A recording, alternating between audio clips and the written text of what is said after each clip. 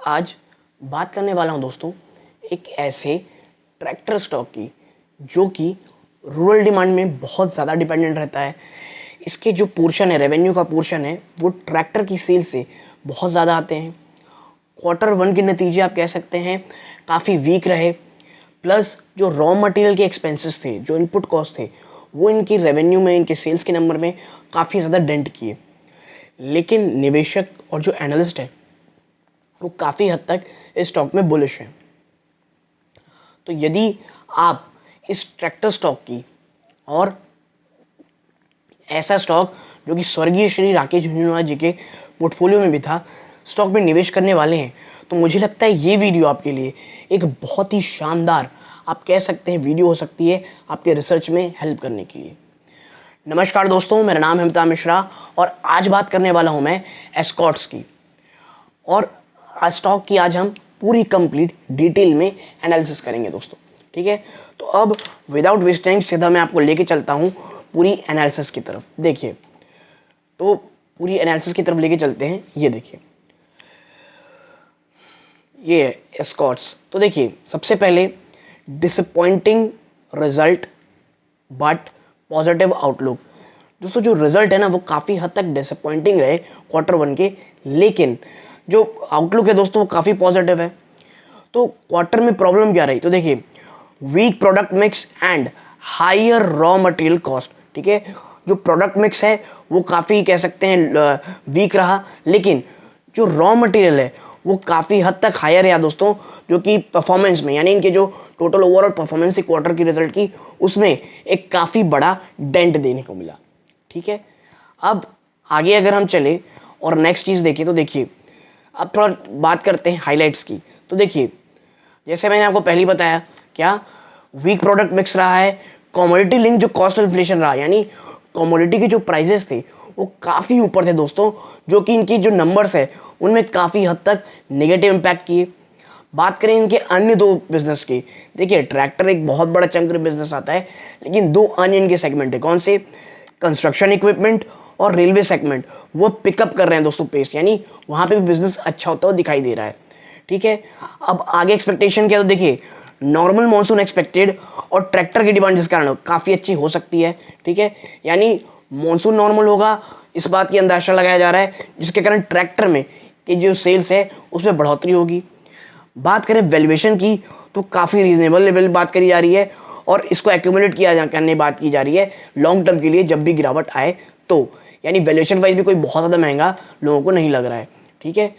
अब अगर मैं चल के दिखाऊं दोस्तों, देखिए यहाँ से देखते हैं, Escorts continue to be in a sweet spot as it cater to rural areas where the sentiment is improving. देखिए, एस्कॉर्ट्स अभी काफ़ी अच्छी पोजीशन में इसलिए है क्योंकि ये उस स्टॉक कह लीजिए उस जगह को कैटर करते हैं, यानी उस जगह पे इसका बिजनेस सबसे ज़्यादा होता है, जो कि है रूरल इंडिया, और वहाँ से डिमांड काफ़ी अच्छी होने की बातें हो रही हैं, सेंटिमेंट इंप्रूवमेंट की बातें हो रही हैं।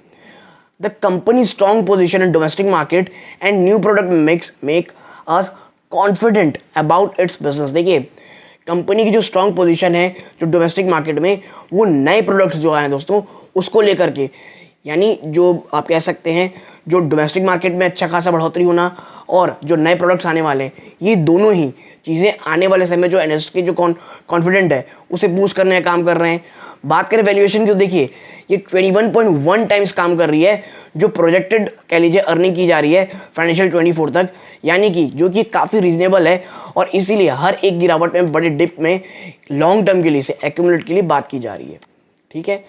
अब देखिए, ये है मनी कंट्रोल के थ्रू मैंने जो ये निकाला है डेटा आपके साथ पेश कर रहा हूँ। तो उनमें से एक ये फोटोस आप देखें, फाइनेंशियल परफॉर्मेंस की जब आप बात करेंगे ना, तो जो नेट सेल्स है दोस्तों, ये इस बार 2015 में निकल के आई, जो कि पिछले क्वार्टर से अगर आप देखेंगे तो ठीक ठाक है दोस्तों, बढ़ोतरी हुई है, और ईयर ऑन ईयर देखेंगे एक साल पहले तो भी बढ़ोतरी है। तो जो नेट सेल में देखेंगे तो 20% से भी ज़्यादा की बढ़ोतरी, क्वार्टर ऑन क्वार्टर 8% के आसपास की बढ़ोतरी हुई है।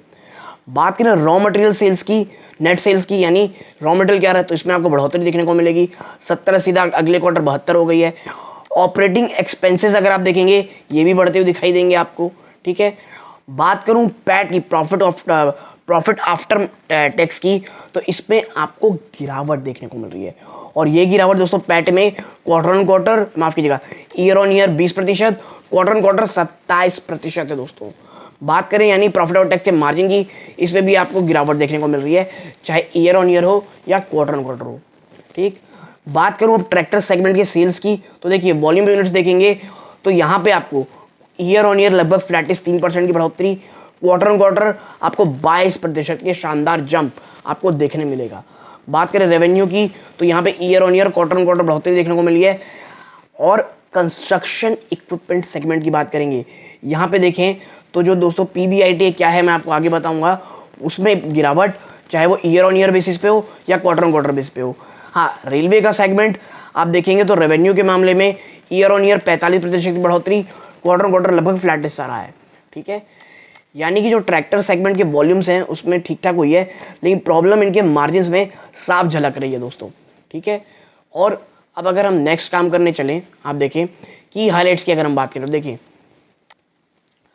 The performance of Escorts deteriorated in the quarter gone by, though it posted a 22% quarter on quarter growth in its tractor segment. देखिए एस्कॉर्ट का जो क्वार्टर गया वो काफ़ी हद तक खराब गया दोस्तों, लेकिन जो 22% का जंप देखने को मिल रहा है quarter on quarter tractor segment के वॉल्यूम्स में, ये भी इस बात को नहीं बचा सका कि जो रेवेन्यू है दोस्तों उसमें रेवेन्यू ग्रू है वो 17% हुई है, only due to a weaker products that realization to decline by 4%।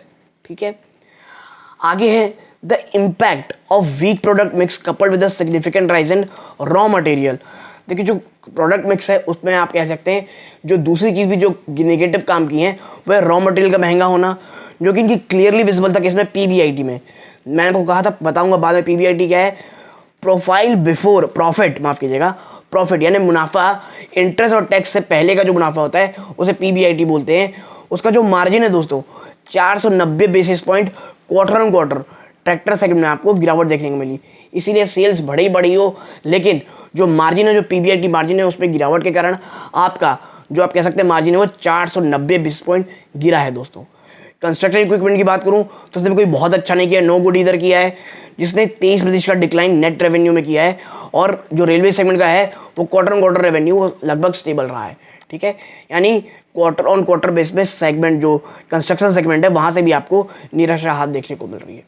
ठीक है, आगे चल के देखते हैं तो देखिए ट्रैक्टर इस कंपनी के लिए इतना इंपॉर्टेंट क्यों है, यानी ट्रैक्टर सेगमेंट इस कंपनी के लिए इतना ज़्यादा इंपॉर्टेंट क्यों है आपको मैं बताता हूँ। देखिए tractor demand improvement is expected due to normal monsoon expectation. देखिए मानसून को लेकर के ना बहुत ज़्यादा डिपेंडेंट होता है ये स्टॉक, इसीलिए ट्रैक्टर की सेल्स का बढ़ना मानसून के अच्छे होने के लिए बहुत इंपॉर्टेंट है। और आप देखें एस्कॉर्ट्स दोस्तों लगभग 80%, यहाँ 79 है बट अब मोटा मोटी ले लेंगे तो 80% ले लीजिए, इनका जो टोटल रेवेन्यू है वो इन्हीं से ट्रैक्टर के सेल से जनरेट होता है। और मोस्ट ऑफ द डिमांड दोस्तों वो रूरल एरिया से आती है।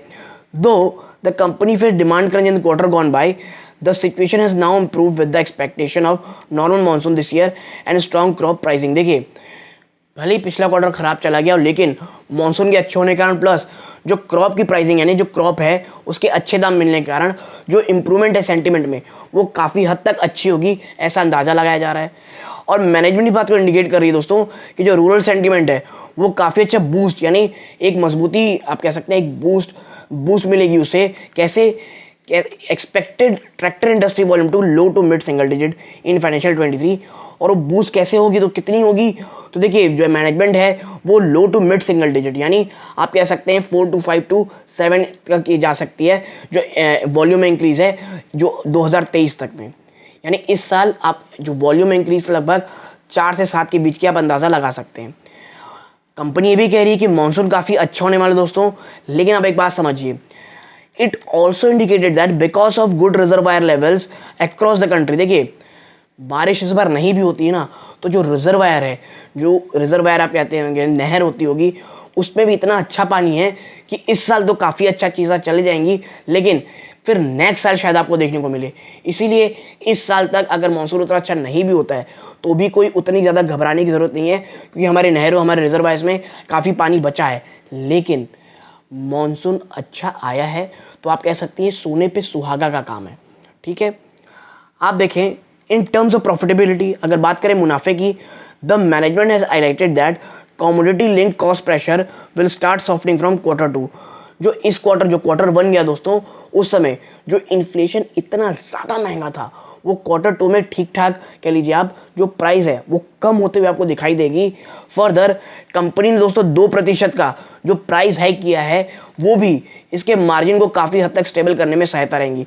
यानी जो आप कह सकते हैं जो कमोडिटी की जो रॉ मटेरियल है, ठीक है, उसमें जो कच्चा मटेरियल होता है उसमें जो कह लीजिए जो महंगाई है वो Q2 से कम होती दिखाई देगी।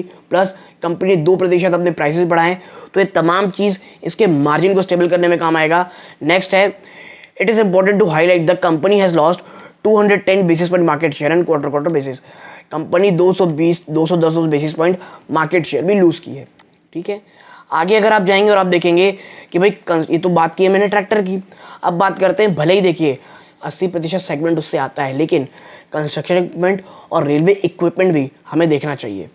तो उसकी अगर हम जहाँ तक बात करेंगे तो आप पाएंगे post the pandemic the construction equipment segment outlook has improve with the opening up of the broader economy. जो कंस्ट्रक्शन, देखिए भाई सिंपल सा लॉजिक है, कंस्ट्रक्शन कब अच्छा होगा दोस्तों, जब इकोनॉमी पूरी खुलेगी। इकोनॉमी जब शट डाउन हो गई थी कोविड में, तो कैसे आप बिजनेस कंस्ट्रक्शन इक्विपमेंट यानी कंस्ट्रक्शन जो इक्विपमेंट है, जो औजार हैं कंस्ट्रक्शन इंडस्ट्री में काम करने के, वो कैसे बिकेंगे। और अब जो इकोनॉमी खुल गई है तो कंस्ट्रक्शन इक्विपमेंट की सेल्स होने की, वहाँ से रेवेन्यू के चांसेस काफ़ी हद तक बढ़ गए हैं। और कंपनी एक्सपेक्ट कर रही है दोस्तों एक स्ट्रॉन्गर रिकवरी फाइनेंशियल 2023 के अगले क्वार्टर यानी Q2 में।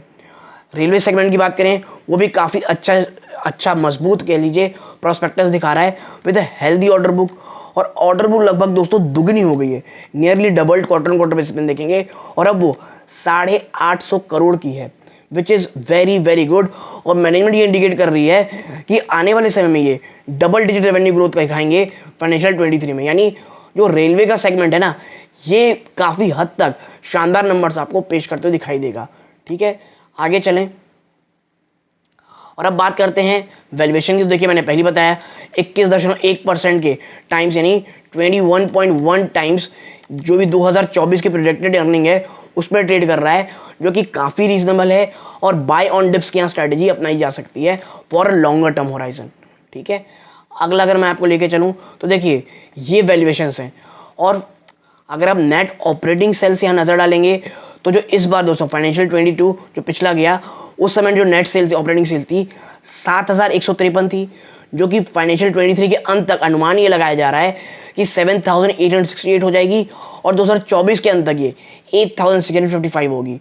बात करें एबिटा मार्जिन की तो वहाँ पे भी आपको देखेंगे तो यहाँ तो आपको कम से कम गिरावट देखने को मिली है, क्यों आपको मैंने बताया कमोडिटी की प्राइस कारण, लेकिन 2024 तक आपके मार्जिन भी अच्छी होती बात हो रही है। ठीक है, ईपीएस में भी आप देखें तो साफ आपको बढ़ोतरी देखने को मिल रही 2024 तक।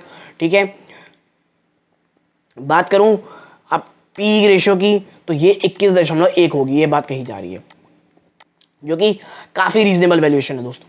ठीक है, और अंत में बात करें रिस्क की तो देखिए दोस्तों रिस्क अभी इस क्वार्टर में एक ही है कि अगर इकोनॉमी में कहीं भी स्लो डाउन आता है, कहीं भी क्रूड ऑयल के दाम बहुत ज़्यादा बढ़ जाते हैं, क्योंकि देखिए क्रूड ऑयल के दाम घटने के कारण ना इनके एक्सपोर्ट इंपोर्ट और ट्रांसपोर्टेशन कॉस्ट काफ़ी हद तक नीचे आ जाएंगे दोस्तों। प्लस अगर कोई भी कह लीजिए नेगेटिव चीज़ होती है, चाहे कहीं रशिया यूक्रेन वॉर और बढ़ जाती है, ताइवान चाइना वॉर हो जाती है, तो देखिए ब्लैक स्वॉन इवेंट है, उसमें पूरा बाजार गिरेगा। उसमें सिर्फ एस्कॉर्ट के निवेशकों होने की आपको घबराने की ज़रूरत नहीं है। लेकिन मुझे लगता है ये एक ऐसा मौका होगा जहाँ पे थोड़ा बहुत मुझे लगता है वेट करना चाहिए अगर आप लॉन्ग टर्म इन्वेस्टर हैं। मुझे लगता है ये स्टॉक आपको एक और मौका देगा निचले स्तरों में एक्यूमुलेट करने का। तो यदि आपको मेरी छोटी सी एनालिसिस पसंद आई हो, प्लीज़ वीडियो को लाइक कीजिए, चैनल पहली बार आए सब्सक्राइब जरूर कीजिएगा। यहाँ तक जुड़े रहे इस बात का बहुत बहुत धन्यवाद। ये वीडियो का अंत है। जय हिंद दोस्तों।